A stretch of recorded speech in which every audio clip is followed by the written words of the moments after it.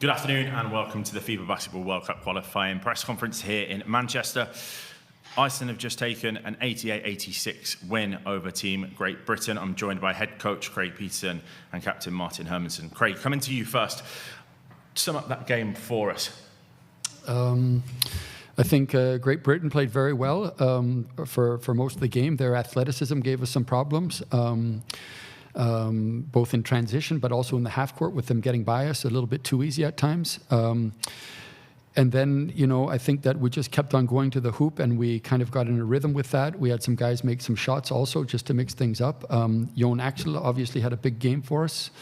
And it wasn't any one thing, but it seemed like we just kept chipping away. And every time they made a big bucket, we were able to answer. And then it just slowly whittled down. And,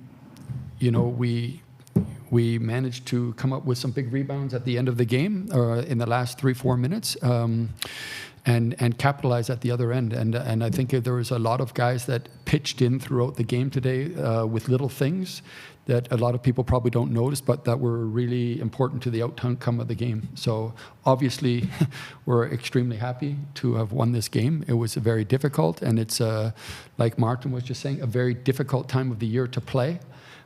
So we're extremely happy. And there was a momentum shift in the fourth quarter about halfway through. What did you say to the players in those timeouts to get that momentum to change? I can't remember exactly, but I do know this. This team, again, was able to execute things out of timeouts. Things maybe in some situations we haven't run for a while, and they executed them well. And we didn't score every time, but I think that it gave us confidence that we were able to develop and create good shots. But I think, the big thing was that we were able to come up with some stops, because if they just kept on scoring, we would never caught them. And we came up with those stops. And like I said before, we were able to sort of chip away at the lead. We didn't have like a 12-0 run or something. And lucky for us, we managed to hit enough foul shots at the end to pull out the victory. Thank you. Martin, coming to you, in terms of a team mentality, going in at half-time 12 points down and coming back to take it by 2, what has to change for you guys mentally going into that second half? I mean, I could tell in everybody's faces during halftime that we weren't happy at all. We were a step too late on a lot of defensive possessions. They were getting easy layups. We were, making bad decisions offensively, turning the ball over. I think we knew that it was going to be a long game. It was going to be a full 40 minutes game, and we were playing against a really good team and at their home court. So we knew if we would just keep pounding, like we would have maybe a chance at the end, and that's exactly what happened. But I think we just talked about everybody taking at least 2 more steps up level-wise, especially defensively, and I think we did that for the most part. Of course, the game is never perfect, but I'm super proud of the team, super proud of how we, like you said, how we came back out in the second half and how we got the job done. This window, like I mentioned to Craig earlier, and he mentioned that, it's a really difficult period of the year to play. Some guys on our team have been on vacations for, I think, 7 weeks. I finished my season 2 weeks ago, so people are at a different level, in different form and shape. So just happy that we got the job done and we managed to reach our goal. Thank you both for your time and good luck as you head into the next round of qualifying. Got some questions from the floor? No? Thank you. So we will shortly be joined by the Great Britain head coach, Mark Stutel, and captain Carl Wheatle.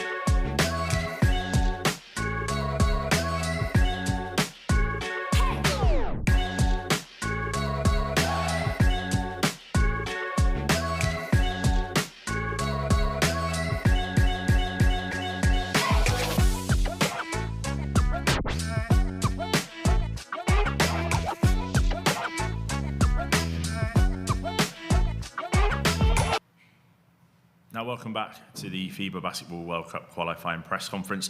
I'm now joined by Great Britain head coach Mark Stutel and captain Carl Wheatle. Mark, coming to you first, talk us through that tough defeat. Congratulations to Iceland.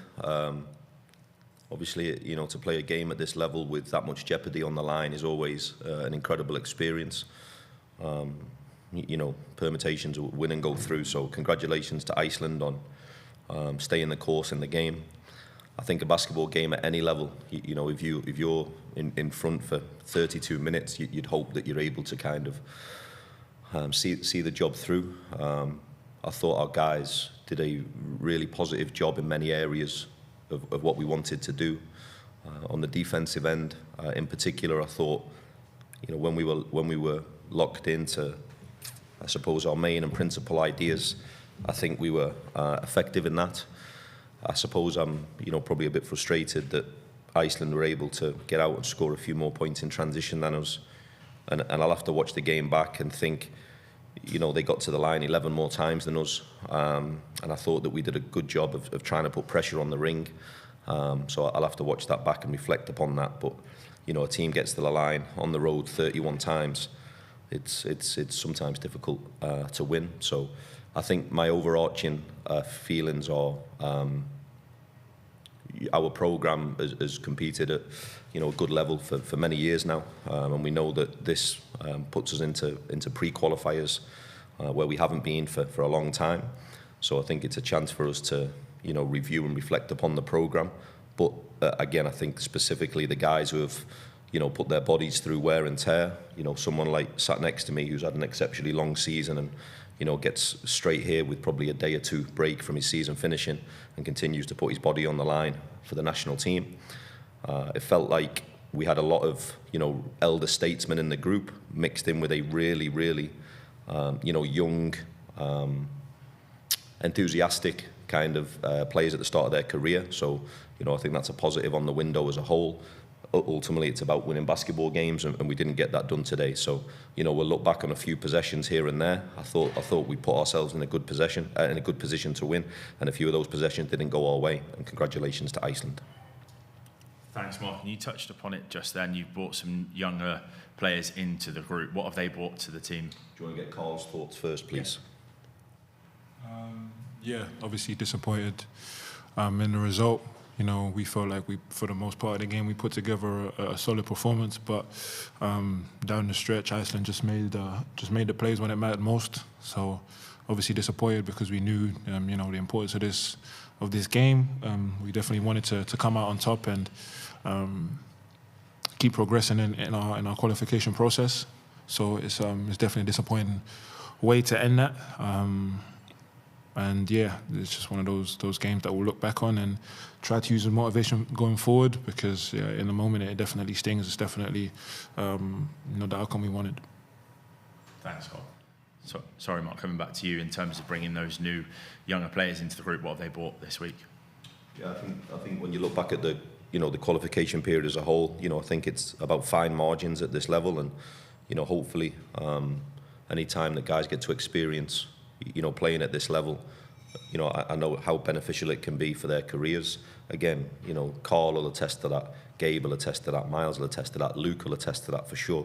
So I think, to be exposed not only to like our environment and our culture and our processes, but the level of opposition that we've played, Catalonia, Lithuania, and obviously playing, in a really good environment here today, like I say, with a lot of jeopardy on the game. They're the experiences that hopefully will pay dividends for them long term.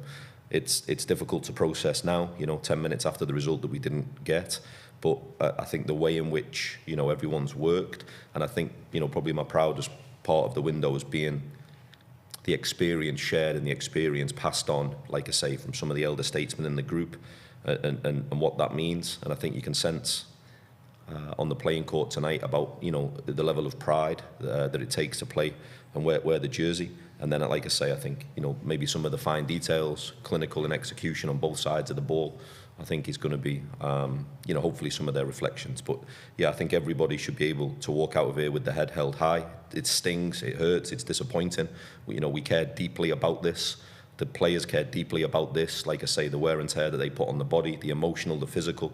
So it stings, but at some point in the next, in the next 24, 48 hours, we'll dust ourselves off and reflect on how we can kind of move the program forward. Thanks, Mark. And Carl, finally coming to you. It's a while since the men's team have played here in Manchester. What was it like playing in front of the Manchester crowd? Yeah, no, it's always nice to come back to Manchester. The crowd definitely showed up and showed love to us today, so we're definitely appreciative of that.